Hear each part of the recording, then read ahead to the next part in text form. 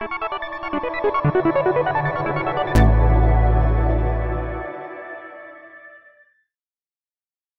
Cheaty, check this out. This is DJ Mopsop. I'm here at MuchObliged Studio with the homies. Lolita. I almost forgot the band name. Happens to us all the time. I almost fell over. The best part about it is I used to work out of their practice space for a very long time. That's right. And I've worked with you for sure. With you, kind of. Yeah. Bam. So I know the music. I actually am a big fan of the music. It's different to me, but also like can connect to a lot of people. How would you guys explain your music to other people? I'm just here to butter you guys up. How do we explain it? When somebody asks, I always go, for a while. You know, it's like hard rock, grunge with some melody, you know, like 90s, meet 70s, meet some other stuff. There's this annoyance that always happens when people say, so who do you sound like? It's like, well, if we're doing everything right, nobody. I like to ask people when they come to the show, like, you know, maybe they're there to see another band or something, like, so what do you guys sound like? It's like, I don't know, you tell me after the show. But, yeah, I mean, generally hard rock, progressive rock, alt rock, just somewhere in there. Yeah. I hate that question as well because it's like it depends on who you're talking to because certain people don't understand genres and certain people are like genre snobs. And it's like you never want to put yourself inside of that box of like, oh, well, I'm just like this. You know what I mean? It's like if I did it right, then I should sound unique enough where you have to create a title for me. Yeah, and we like to keep it song dependent too. You know, it's like one song, yeah, it might sound kind of like Deftones. Another song, completely, totally different. You know, we all listen to a lot of different music and don't really want to pigeonhole ourselves when we come to writing and saying, "Oh, we're going to be this genre." Yeah, you know. I like that in two senses. One, we'll do the first follow-up question on that. Is you know, with how music is, you feel like you're in a place now where you don't have to necessarily be all one style. You can kind of develop it. Have you kind of noticed that change in the industry now? Yeah, I mean, now that everybody's in their own niche, they can expand. I mean, yeah. I mean, we'd love to. I mean, we plan on evolving over time. You know, we have evolved. You know, whatever comes out of this next record will hopefully be very different than one comes out the one afterwards. Like this. How do I don't know what to do with my hands. What do I do with my hands? Is cooking. The price is wrong. Yo. That's awesome. So with that, though, what are some of your major influences? Do you guys have some major bands that inspired you guys? One as a whole group or individually? Or I mean, I think it kind of varies from am I holding it right? I think it varies from person to person. Mike obviously is very obsessed with Tool. I love Tool. I think everybody else likes Tool. You know, I mean, Will and I have known each other the longest, so like we have some bands that we used to listen to a lot as kids, like Stone Temple Pilots and the Stereophonics, and you know, we definitely evolved kind of. Earth to Andy. Earth to Andy.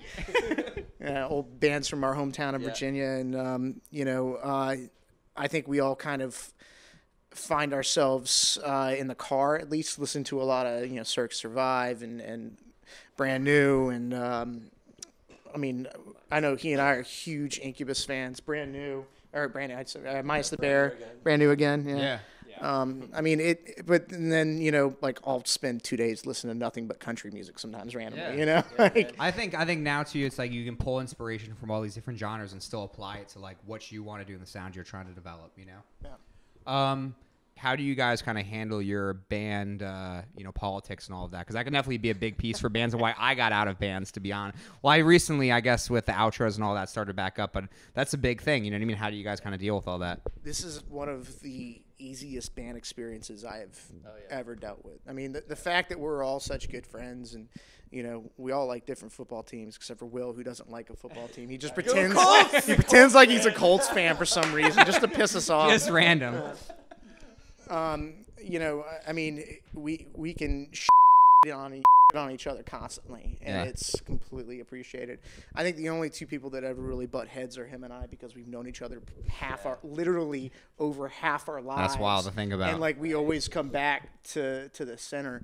I mean, the writing process has been great because, like, you know, Will does probably the largest amount of writing. Yeah. I do a huge chunk of writing. Rob's been in the band for 2 years now, and he's been doing 1 year. 1 year. No way. Yeah.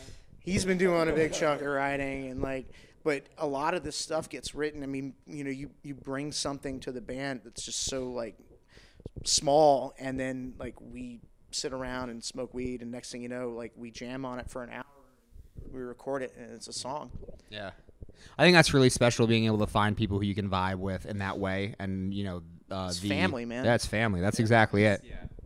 I mean, I think that you know, not to speak for everybody, but I think each one of us would die for each other at this point. Hell yeah.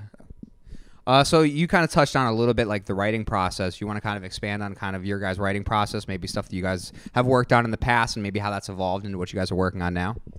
Well, as far as our writing process has evolved, when it first started out, it was a lot of demos that Jeff and I had done. Like our first EP, Tell the Weather, is mostly demos of songs that Jeff and I had written over a course of like 4 or 5 years.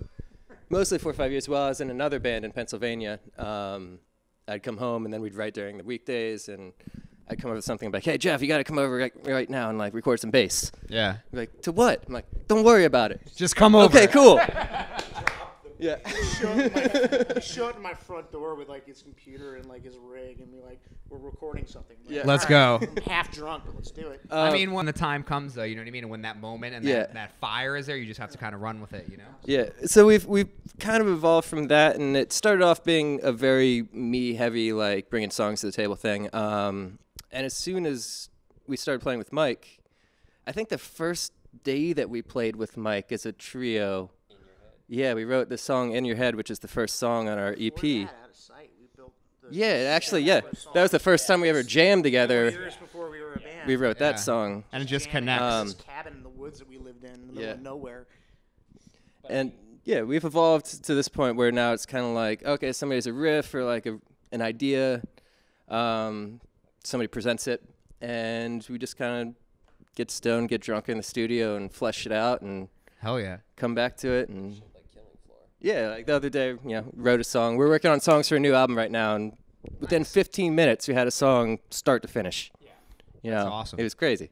So yeah, we're definitely moving more into like the write as a band in the same room kind of situation. Idea starts as a band in the same room, ends as a band in the same room kind of thing. Hell yeah. I think that's really special. I think you can kind of pull the most creativity when you have a lot of different people who are able to work together on a single project together and put all their input in through the entire process. Yeah, especially we all come from our different influences too. Like Absolutely. Rob and I also, touching back on the like what do we listen to thing. Rob and I also do live sound for a living, so we see.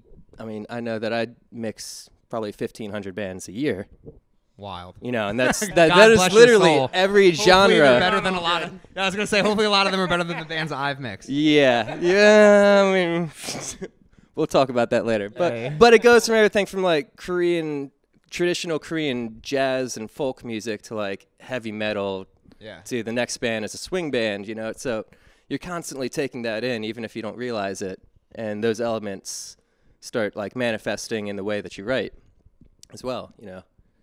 So we've kind of touched on now the recording process. What can people expect when they come see you guys live? Like, what's your live show like? We're raucous, Loud. fairly awkward on between songs with our stage banter. All the best bands are. I'll definitely call people out in the crowd that don't know that I'm talking to them and make fun of them. Throw a little stand-up in there. They say something. I'm like, oh yeah, that's fucking dumb. Everybody kind of is quiet, and then we start playing again and breaking things. And I will say one thing: when we're playing, you get energy. Yeah. You get feeling. You get, essentially we want you to get your money's worth, even if you're not paying anything to be there. Like, we want you to be there on stage with us and just feel that. Like, it's all about people feeling that, feeling the energy and getting the whole experience, and that's how you're going to create fans. Exactly. Yeah. That's personally what I try and do. That's, I'm going to segue this into, Don't I wear know you white guys shoes. have some touring stuff planned. I know you guys are working on the new album. You guys kind of want to talk about what's coming, like what's the future of Lolita, what you guys got in the works?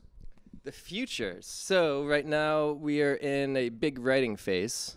At the start of the year, our plan is to go to Bali for a month and a half. Nice. And we're renting out a studio for that period of time. And we're basically just going to hole up on the beach and record in Bali for a month and a half, try to do our first full-length album. Nice. And come back here and, Dope. Well, lastly, if people want to catch up with you guys, you want to drop your socials? Yeah.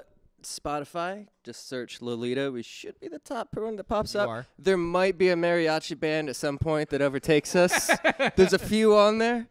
Otherwise, facebook.com/official Lolita. www.officiallolita.com. That old overhaul, man. Official, what do you call Official_Lolita_ page. Twitter, I have no idea. We don't give about Twitter. Care about Twitter anymore. I was gonna say we just lost that spot. But yeah, we've got 2 EPs up on Spotify. We're also on YouTube. You can find we got 3 music videos on there. Nice. More to come. More to come. We've got another one that is currently being filmed out in San Francisco, and there will be more. We plan on filming a few in Bali as well. Of course. Of course, obviously. I mean, you can't be there and not do that, I'll be there for the music video film. Yeah, exactly. So you know. Rad. Bam. Anything else you guys got? No? I mean, Rob might die before the end of this. We might have to. So, yeah. for future promo, R.I.P. Rob Sewell. All right. Steve, I can't work under this pressure anymore, man. I'm telling you, bro.